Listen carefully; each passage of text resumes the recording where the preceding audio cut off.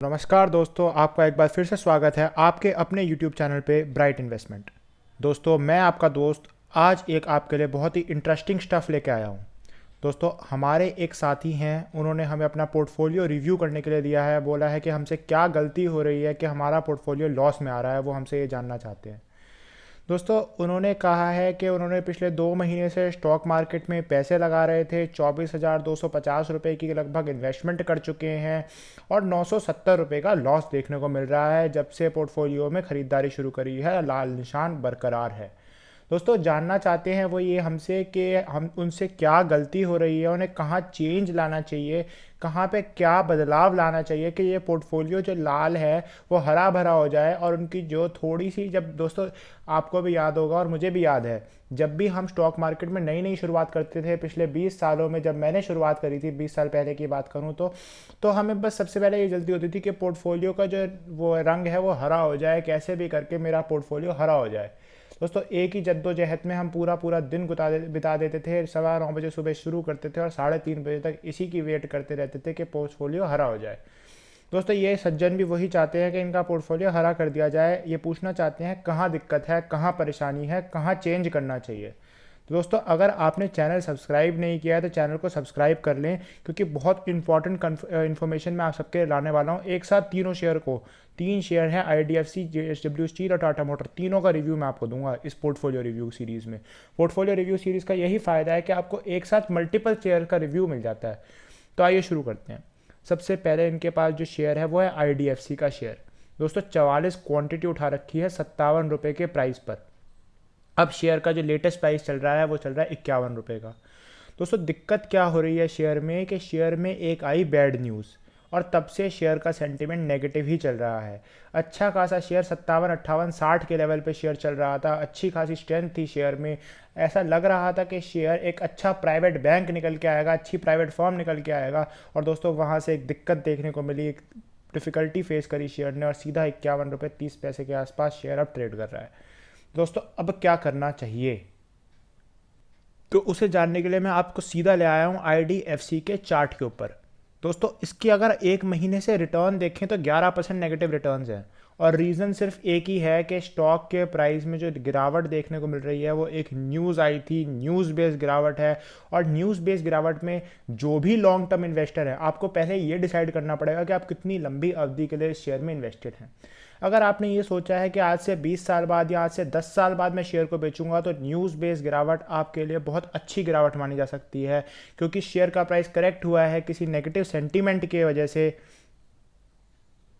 और यहाँ से आपको डिस्काउंटेड प्राइस में अवेलेबल है, तो यहाँ से आपके लिए एक फ़ायदा हो सकता है। ऐसा है कि जैसे सेल लग गई हो IDFC में और इनके ख़राब रिजल्ट की वजह से आपको शेयर का प्राइस सीधा सीधा 11-12% नीचे की तरफ मिल रहा है, तो आपको क्यों नहीं लेना चाहिए।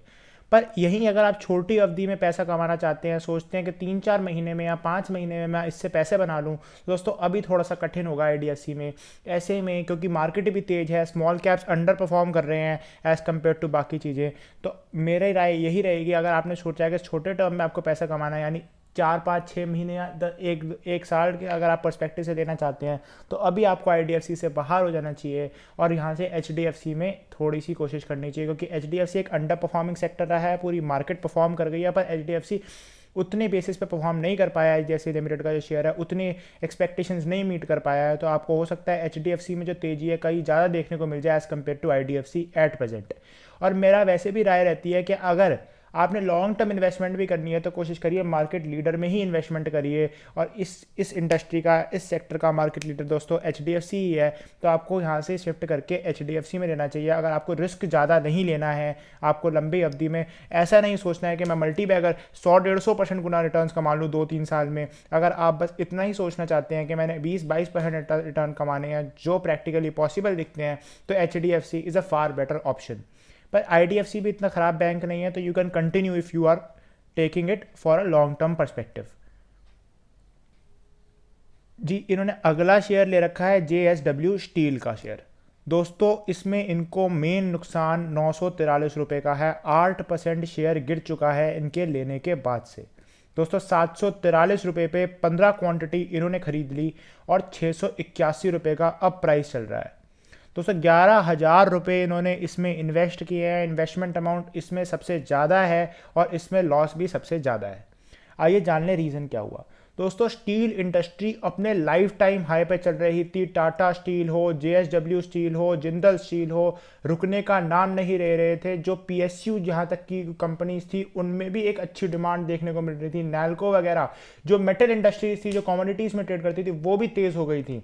और दोस्तों वहाँ से जैसे ही तालिबान की वो एक नेगेटिव सेंटिमेंट वाली न्यूज़ आई, ग्लोबल क्यूज़ नेगेटिव हुए, वहीं से स्टील इंडस्ट्री में थोड़ी सी गिरावट देखने को मिली। क्योंकि बेसिक चीज़ ये है कि स्टील का लेना देना सारा चाइना से है।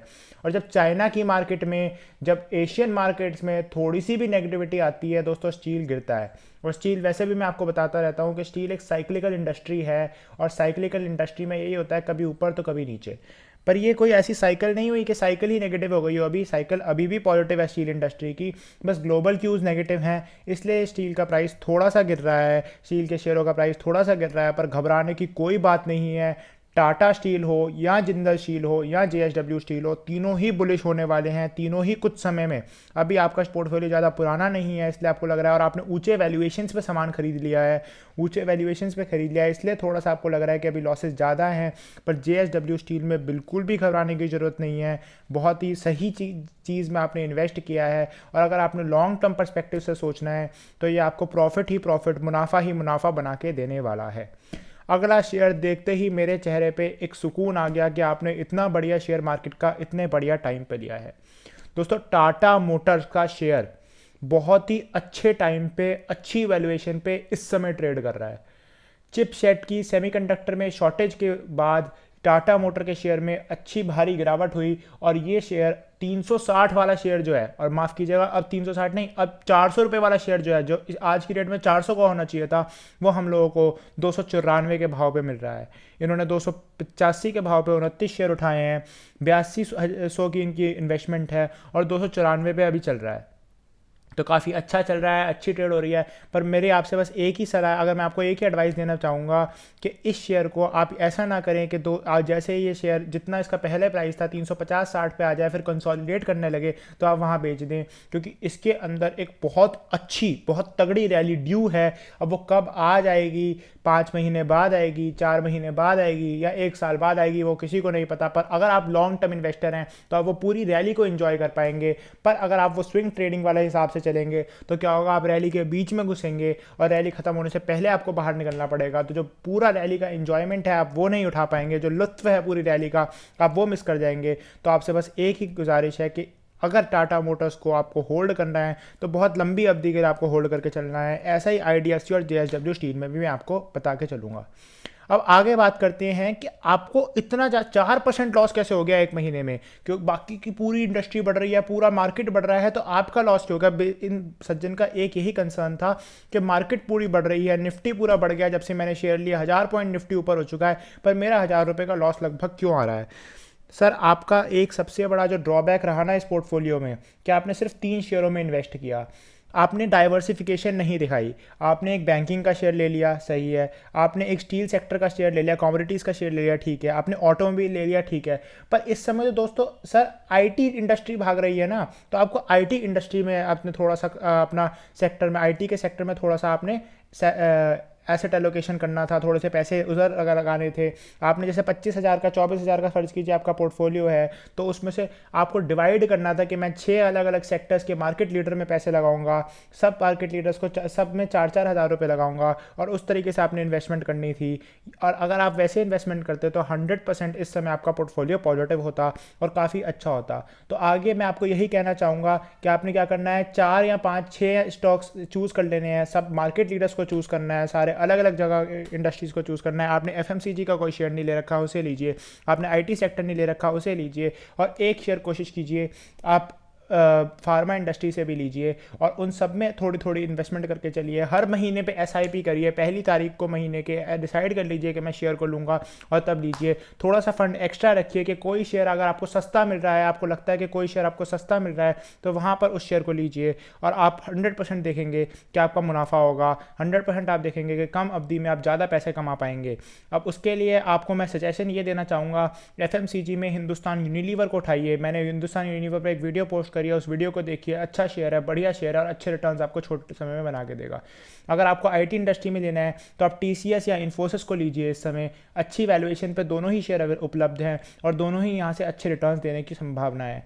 और अगर आपको फार्मा इंडस्ट्री से लेना है तो फार्मा इंडस्ट्री से इस समय डिवीज़ लैब एक अच्छा शेयर यहाँ पर उपलब्ध है, अच्छे रिटर्न्स आपको बना के देगा लंबे अवधि में। नहीं तो आप डॉक्टर रेड्डी भी ले सकते हैं, आप सन फार्मा भी ले सकते हैं। डॉक्टर रेड्डी में थोड़ी करेक्शन देखने को मिल रही है पिछले कुछ दिनों से।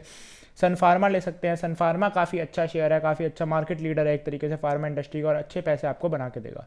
दोस्तों इस वीडियो में बस इतना ही। अगर आपको वीडियो पसंद आई और लाइक करें। अगर आपको भी अपना पोर्टफोलियो ऐसे ही आपका लॉसेज में चल रहा है या प्रॉफिट में भी चल रहा है, आपको पूछना है कि आपको क्या चेंजेस करने चाहिए, कमेंट सेक्शन में मुझे बताएं, मैं आपसे कॉन्टैक्ट करूँगा। और दोस्तों अगर आपने चैनल को अभी तक सब्सक्राइब नहीं किया है तो बहुत सारी नई नई सीरीज़ हम लेके आने वाले हैं आपके लिए। चैनल को सब्सक्राइब कीजिए, बेल आइकन को प्रेस कीजिए। धन्यवाद दोस्तों।